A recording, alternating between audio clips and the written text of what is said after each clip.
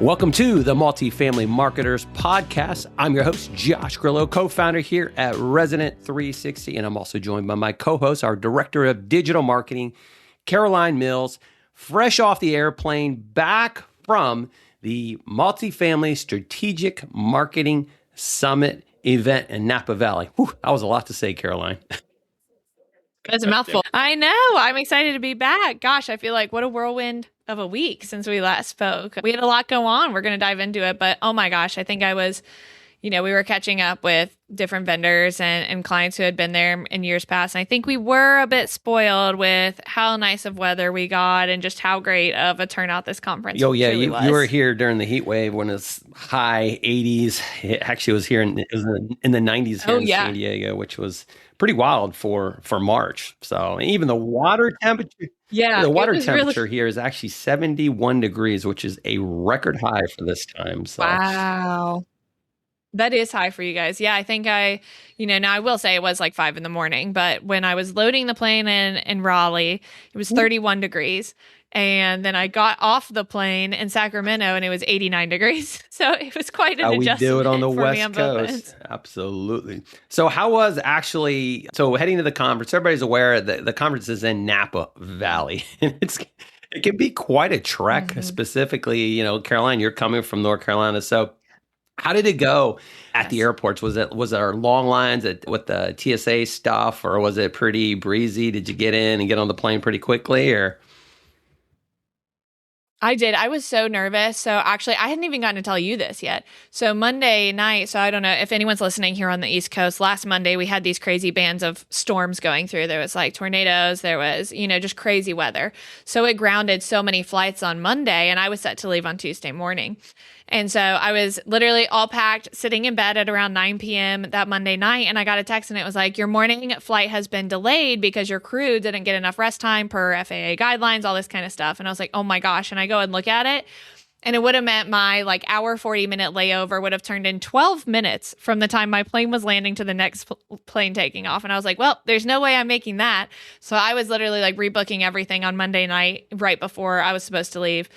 So I was very nervous for TSA lines. I heard it was very different for Cat in Texas, but Raleigh was a breeze. I mean, I got through in under 5 minutes in the morning, and I was like, oh, well, now I have an hour and 40 minutes to sit and wait for my flight. Oh my gosh, yeah, that sounds pretty breezy. So, yeah, but a long travel day, it all in all equates to about 12 hours in total for me of travel between 2 different planes, the layover, the second plane, and then, if you've been to Napa, there's not an airport that's in Napa. So you either fly into Oakland, San Francisco, or Sacramento, and they're each about an hour, Uber ride then from there. So it makes for a long day for sure. But, very thankful we had that night beforehand, and it was beautiful weather. So I was kind of able to stay up with the sun longer to kind of help get my sleep on. As soon as you arrived, we were like, please give me a glass of wine.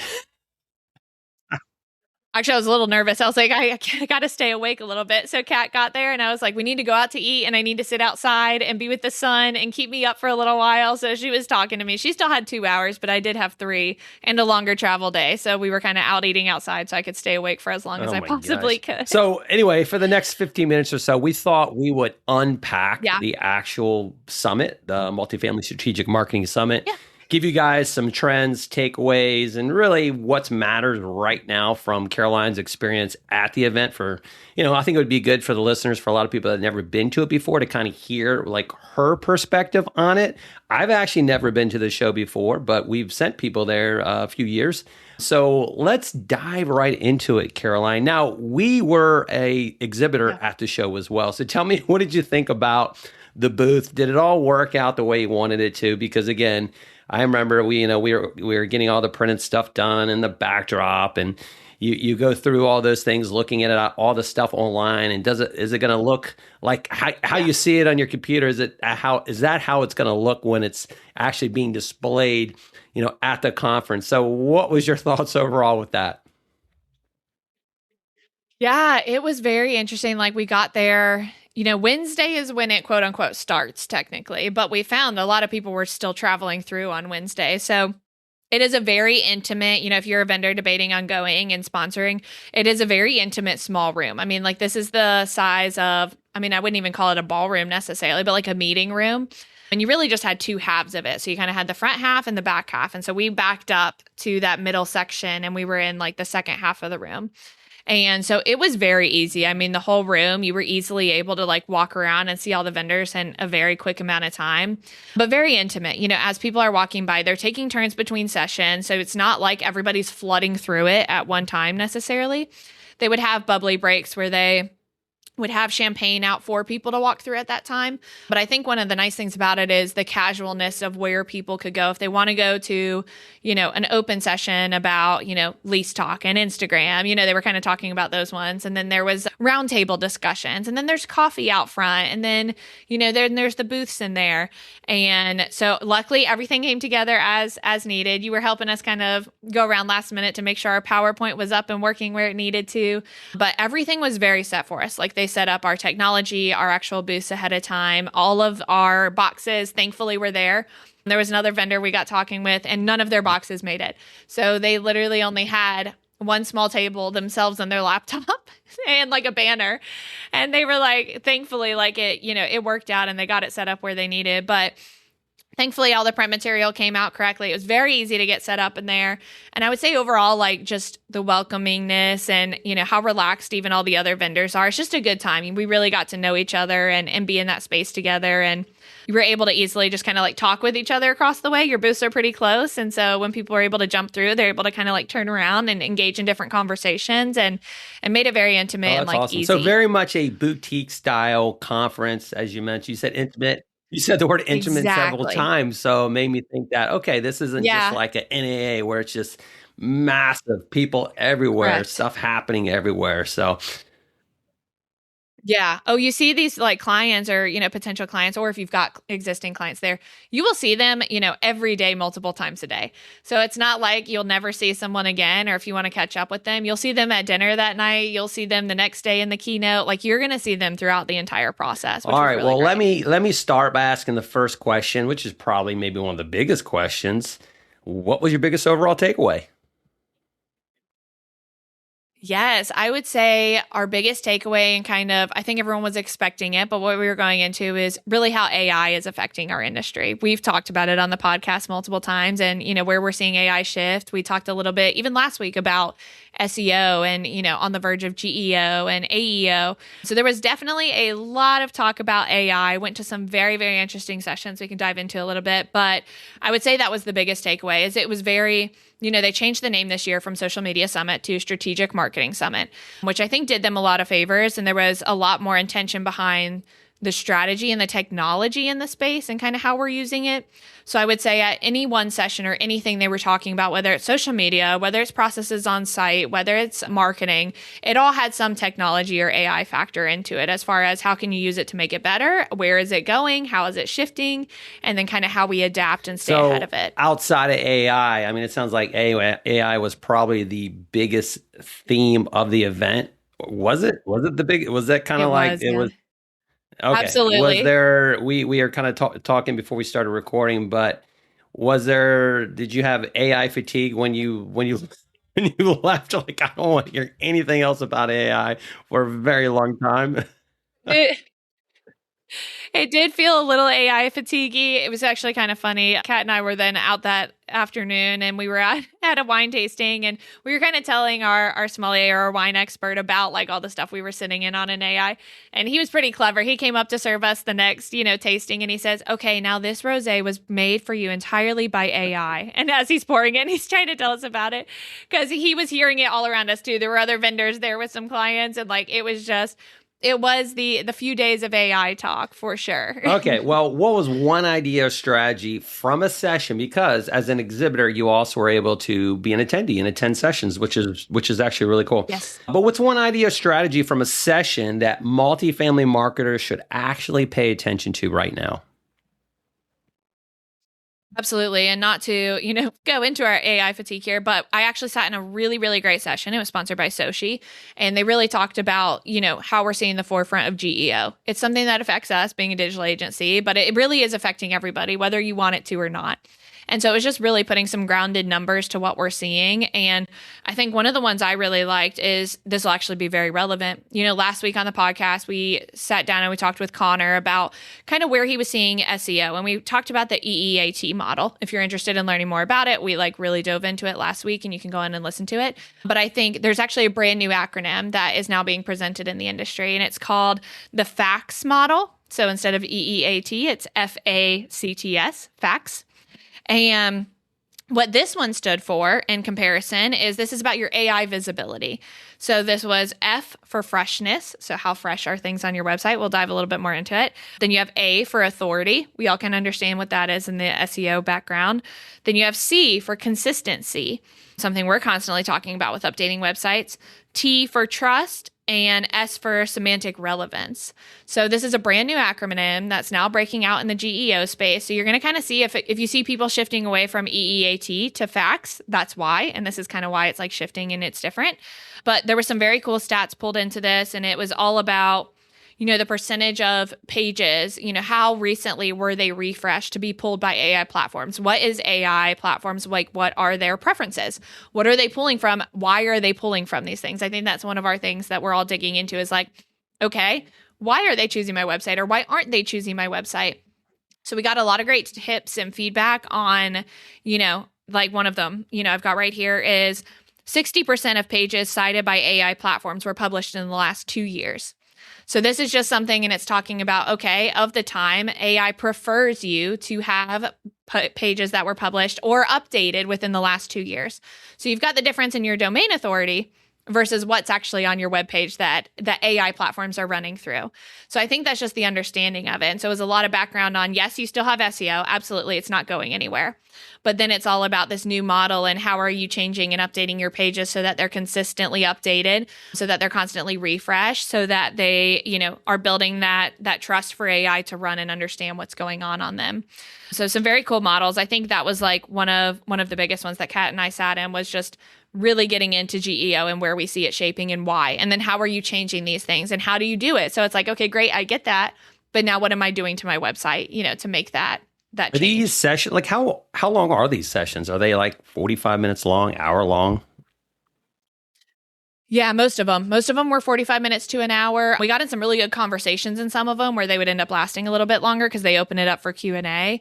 Our keynote speaker, I think he was about an hour. There were some roundtable ones where it would be like quick 30 minutes for the teams. Those were geared more towards the on-site teams. They'd be talking about like operation type things, but it was kind of cool. They would move from table to table and get to talk through 30 minutes at a time, little bite-sized sessions. Was there competing sessions, meaning like two sessions going on at the same time, or is it always like one session at a time so you can pretty much go in order, and not miss out on something? Yeah.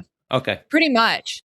Yeah, pretty much one session at a time. They always had the kind of roundtable ones open off to the side, but you would see like the AI ones, they would open up and like everyone would flood in for those ones. But it was kind of nice, and they would segment them. So if it was an AI batch of conversations, it would be like 3, one after another. So you could just stay in there and have, 2 hours worth of AI talk if you wanted to, or you could come in and out as you saw fit. All right. So what are multifamily marketers still struggling with most based on conversations you had there at the event? Yeah, I would say when we were having people stop by our booth and really getting to talk with them is one, operation marketers just wearing too many hats and doing too many things. I think that's constantly something we were hearing is, I need to outsource some of this, or I need to something's got to get off my plate. Like how can you guys help me with XYZ, whether it's like a name change or rebranding. And so it's like, okay, I have, 17 properties just in this state, that I'm overseeing right now. And I've got another 12 in this state. And so it was really about, where does it make sense of things that people are holding in-house versus, okay, GEO, that was like our biggest one that we got stopped for at our booth was, okay, this is growing so fast. I understand it, but I don't have the time to put into this. So it's how can you guys help me, build this out? What kind of things are you guys doing for this service? Where can you guys pick this up so that I don't have to worry about it? What were some vendor booths, would you say, that had some really unique stuff happening, right? Like a lot of times you'll attend these events and somebody will be doing some type of cool photos or, maybe there's a wine tasting over this booth over here. Was there anybody doing anything really unique and interesting? There was very cool. There was a booth over in the corner that was doing dirty sodas, which was really interesting. So they had like a whole soda bar out and they had all the different syrups and toppings and like things to put into it. And it was really great. They actually kind of started at mid-afternoon and everyone was like, oh, yes, caffeine. Like I've been sitting here all day. So everybody was coming up and getting dirty sodas. There was another one that was very cool. They were like right out front before you walked into the vendor area and they were actually hosting coffee. So that they were called Union and they were hosting the coffee bar. At first I thought they were truly just a coffee vendor, but it was kind of cool. You would get up in your turn to order your coffee and then their rep would start talking to you about their CRM platform. And so I was like, oh, that's really interesting. And now I didn't see these. I didn't see this part. There was apparently fancy Jello shots where they were like cocktail Jello shots. So they would do coffee in the morning and the cocktail Jello shots in the afternoon.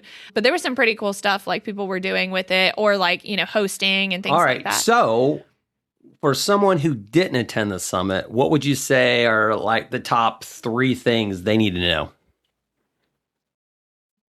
Yeah. So this is like very brand new in the last 2 weeks. There is Ask Maps that's coming to Google. There was a whole session on it.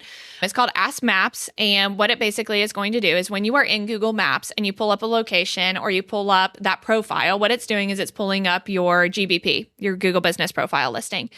And when you are searching directions somewhere, you can actually ask Maps. You can ask it questions. You can ask its AI model questions, and it's very conversational. It's chat-based right in there. And there's a very cool YouTube video out if you're just listening to this and you're not able to click it from our website. But there is a very cool video that's out.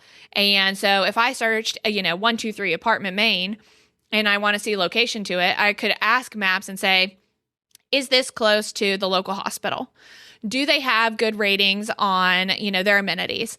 Do they have this, this, and this? So now the person is never even leaving the Maps platform and they're actually asking Maps about that location, about things around it. How long would it take me to walk to a drugstore from here? So it's very cool. It's going to like lessen the amount of places a prospective renter is going to have to go and search and ask all these questions. They will truly just be able to go there. Now, plus and minuses is now your reviews are right smack at the top of somewhere else. Usually you're used to, okay, they're just going to look at the location, like they may not see the other things. So your reviews, I think that was a big part of it, are going to, matter now more than ever because people can now just ask AI directly from your listing.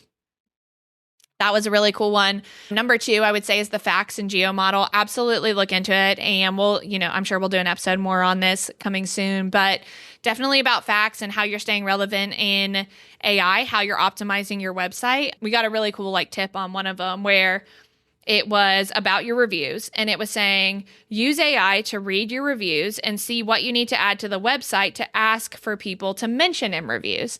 So if AI is scrubbing your website and it's not seeing something mentioned on there that people are constantly mentioning in reviews, or vice versa, people are mentioning things in reviews that are not on your website, it kind of tells you, okay, what do I need to ask people to mention in my reviews more so that when AI overviews are pulling them, it's mentioned in my reviews?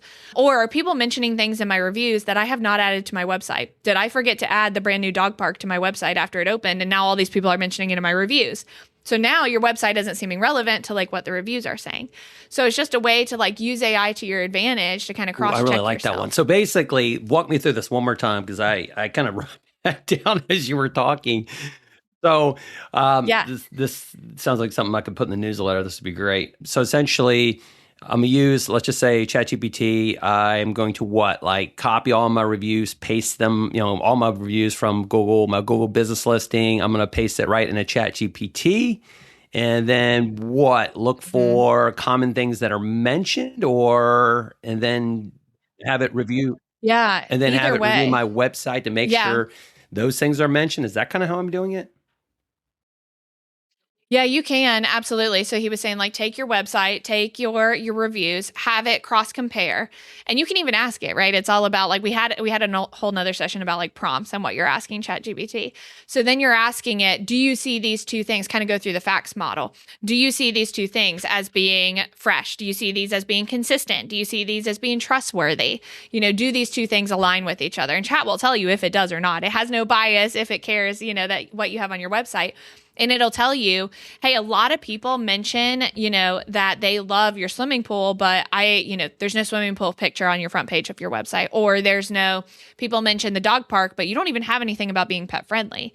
Or it may say, hey, on your website, You mentioned co-working spaces like 15 times, but nobody mentions co-working spaces in your reviews. Oh. So now you can kind of work with your team. And like now, if I'm on site, I can say, hey, I know you work in our co-working space every day. Do you mind mentioning that in a review and like letting us know how much you love it? Now you're telling Google, okay, these things are on your website and I really like them and I'm mentioning them in reviews. Or it tells you like just what you need to fix on your website based on what the call outs are there in your reviews. I love that. Love it. All right. Last question for you, and I'm going to let you go. Looking ahead, what's one shift from this event that you think will matter most over the next 12 months? I think what'll matter most is how people adopt, how we see this change. There was a lot of sessions on how we see, Gen Z or just renters now searching in these social media platforms, how we see them using ChatGPT and these AI platforms. So I think it's just how quickly or how willingly someone is able to switch. There was like a fun graphic that was up there and it was like, the hesitancy for AI versus the confidence in AI. And it's just where you are in that slider is just how quickly you're adapting to it and how you're using it within your tools. So I think it's something to not be scared of. I know there's some fatigue around it, but there are definitely enough sessions that we sat in where it's like, okay, as an operator, I can pull this. As a vendor, I can pull this. If I'm on site, I can do this, to where it's not like, oh my gosh, AI is thrown at me, but how do I use it for my advantage? So I think we're definitely going to see how people adopt to that. And again, it was one of those things these managers are saying, I am just, so stressed and so overwhelmed. I have so much going on. Let me talk to you about how you can help me with GEO and how you can help me, take that off my plate, to where that's one less thing I'm worried about using awesome. AI Great for. stuff as always, Caroline, and happy to have you back from the conference. And thanks for downloading on us here today as well. And for everybody listening out there, we will be back next week with another episode. So take care and see you next week. Bye-bye. Thank you guys. Bye.